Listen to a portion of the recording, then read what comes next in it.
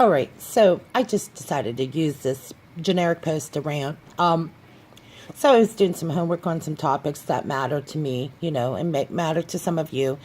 And, you can read or study up on some of the topics. I always try to put the description information below. But while I was sitting here trying to do an assignment, work on like a case, which I think, a story tells there's a lot of things. Well, I'm sorry. Picture tells a couple different stories. But I have to say this. This is what really irks a lot of us.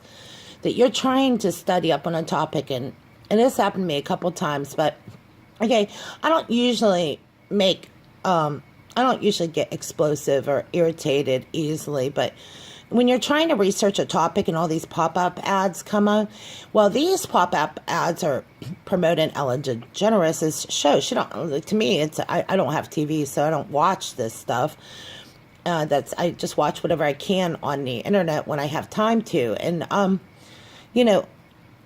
so I'm trying to like reload it. And then the pop-ups keep coming up and it's all about Ellen DeGeneres. And, not for nothing, I don't watch the talk shows. I don't really have the time to. So I've only maybe watched a couple clips of it. This is for somebody that doesn't watch TV.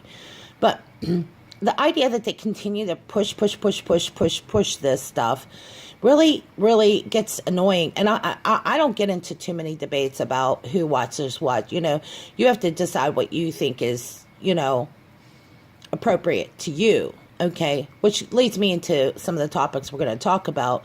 Who decides what's appropriate? Well, apparently it's a case-by-case situation or person-by-person, but overall, someone decides that it's appropriate. And when I came across this information, it just really, really, it just gets to the point where you're just like, someone's going to have to stop deciding what's appropriate, and it's just a conduct issue altogether.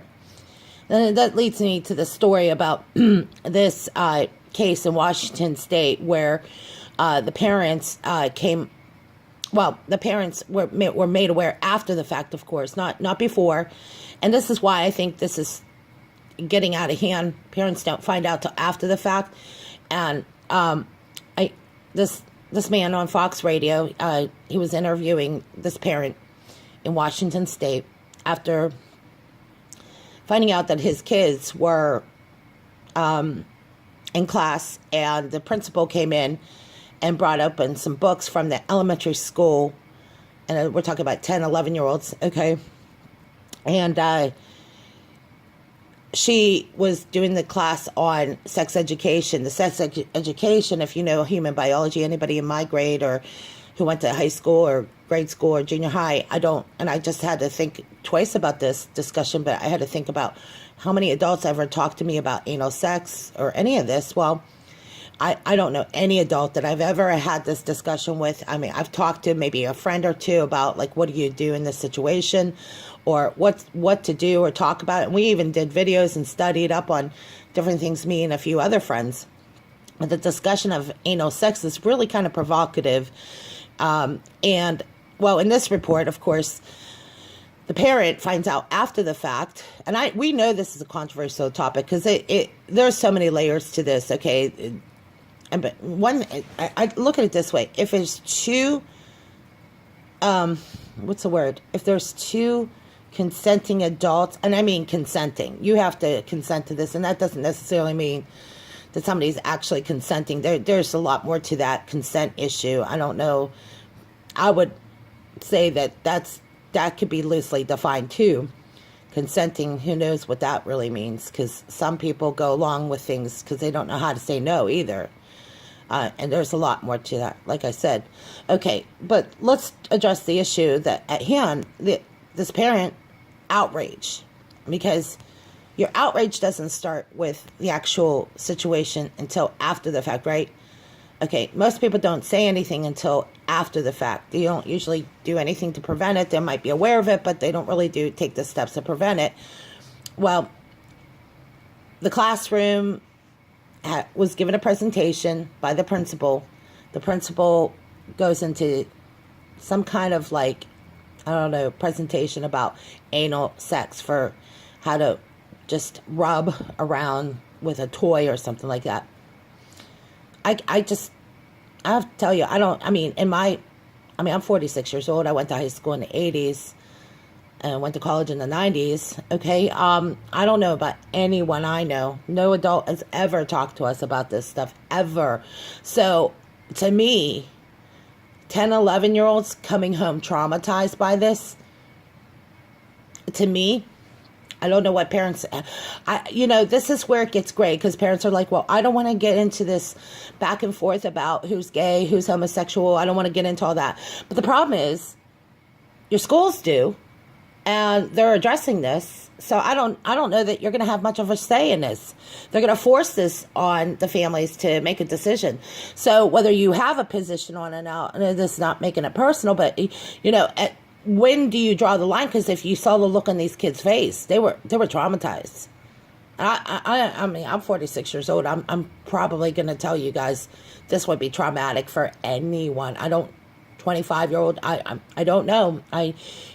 Here's the thing. A lot of people get into this issue. Well, I don't want to offend anybody, but so what does that mean? Are you going to let your children be offended or abused this way or hurt this way? Because there's a lot of heterosexual people that have positions like, I support my homosexual friends and family, or that. But then this is where the lines get blurry. Okay. So they're going to force this into the curriculum, and they already have. This actually report was in 2012, and it's further moved along. And how people find out, how do you be proactive, and what can you do the difference? Because a lot of people say, well, I don't know how I'm going to make a real difference. You could easily get your clothes on, get your day started, go down to your elementary school library and see if these books are there. And then you bring those books, or find out, read them, and be careful, because the shock, you prepare yourself for a little shock, because this is what your kids are being told, and kids are little kids, and you have a responsibility to protect them, their minds too. So anyway, there was something going on in the school board where I don't know if it's administrator or somebody at the school district level said that the principal handled it appropriately. I'm going to dissect this word appropriately a little differently for some of you. Appropriate doesn't mean it's okay. It might fall in line. In this case, it was appropriate according to the standards of Planned Parenthood. And this goes back to what we've been talking to you guys about. Somebody decides what's appropriate. Somebody decides, and it's not always the parents. It's not always the community. It's not somebody at the school district level, or teacher or administrator or faculty have to decide, how is it that this is the curriculum you report on? Because I know teachers have to do their teachers' planners, and they also have to be approved to do this. Okay, so somebody in the department, in different levels in the department, it's all coming down to this. People are going to start showing up at the school district meetings. They want to know what's on the teacher's planner. They want to know what the principals in the school district are approving and not approving, because the changes are happening. And if parents start going into the libraries and start pulling out these books, and they said, you know what, we are taxpayers, we pay for this, we're pulling these books. Parents and teachers can't do this. They can't make the parents do this. They can't make anybody do anything. To me, this is when we talk about why Project S.A.F.E is important. You got to take the extra steps and find out. Take preventive measures. Don't wait till your kids come home traumatized. Don't wait. Don't. Because that way you can't reverse it. You really can't. And I don't know if anybody's ever seen what kids are like when they're traumatized, or somebody that's traumatized. And we're not even talking about kids. Parents could be traumatized by this. This could be traumatic for the whole family. This is traumatic. And the idea that anyone doesn't take any personal responsibility at the school district level, or the principals, they should be fired. They don't need a job that much. If they're just going to keep pushing the sexual agenda, the sex agenda, they don't need their job that badly. Apparently the message to them is appropriate. And I have to tell you, this battle's big. This is getting bigger, and it's brewing in every school district in the United States and abroad. Parents are getting tired of this, and they're going in there saying, I'm pulling these books. We are the taxpayers. We pay for these teachers' salaries. Okay, not the unions. And it's literally destroying the unions. Because see, listen, And all they have to do is start cutting off funding, and the teachers are out of a job. And it's not going to be, it's getting to the point where teachers are going to have to decide, and so is the school district and the principals, what am I willing to lose my job over? If you're willing to lose your job over it, it's going to change. It's changing now. It used to be, and this is the truth, the ones that were afraid to blow the whistle or play the Good Samaritan were afraid of losing their jobs, because you know what? It always works out that way. If you, quote, rat somebody out, quote unquote, this is the word, rat somebody out, you're going to lose your job.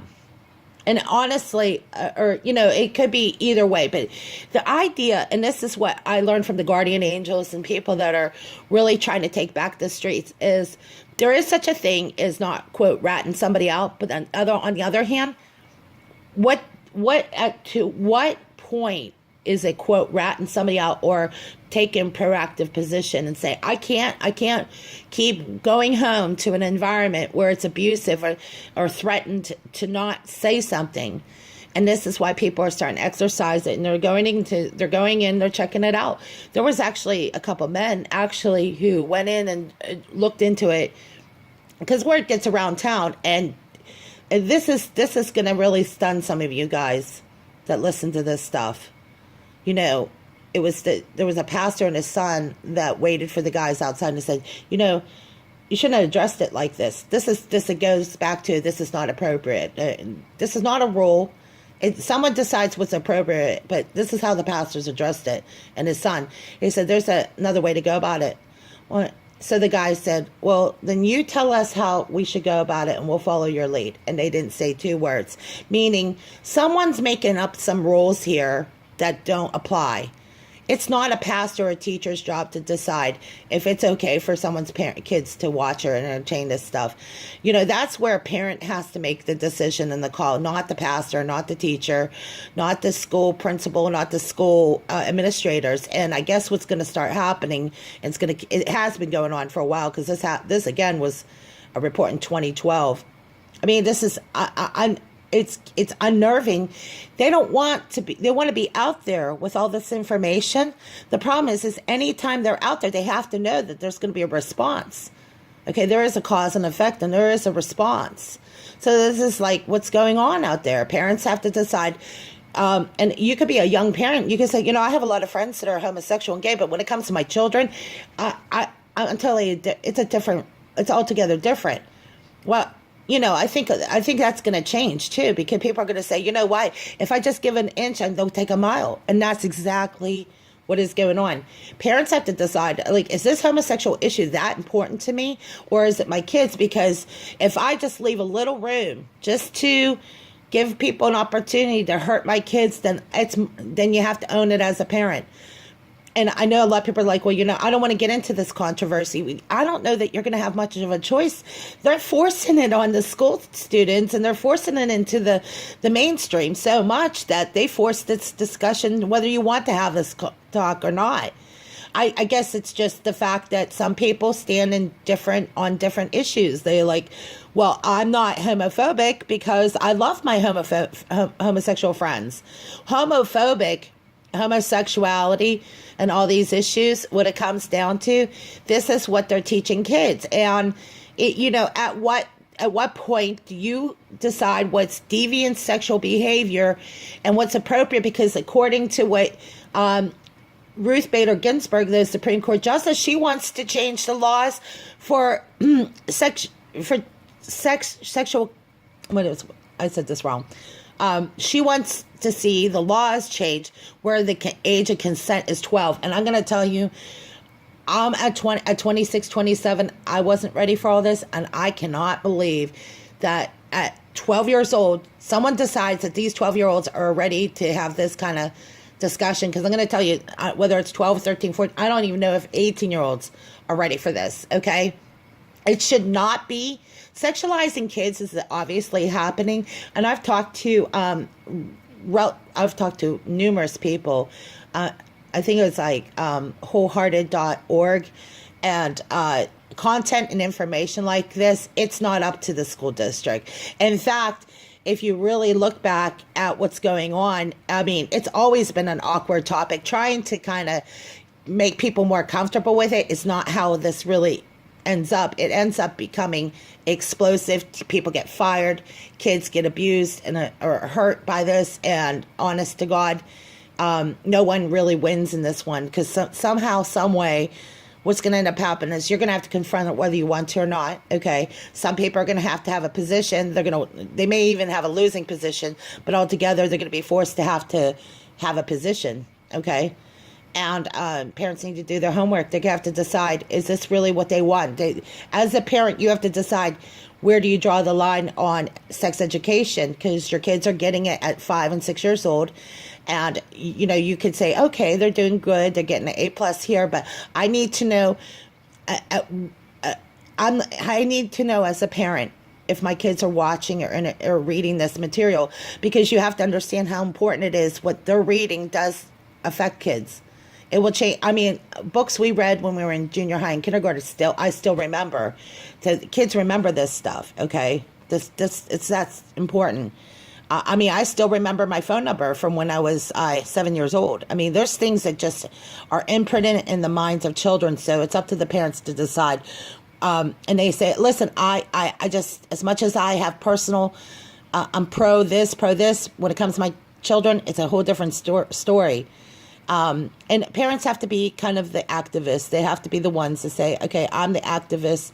I need to know. I got to go outside of the comfort zone and find out. Just walk up to your school district where your kids are going to school and go to the school library and check it out for yourself. You as a parent have an obligation, a responsibility to look out for your kids. Okay. No matter how many times you make sure you vet all the babysitters in the world. If your kids are reading this, that's it.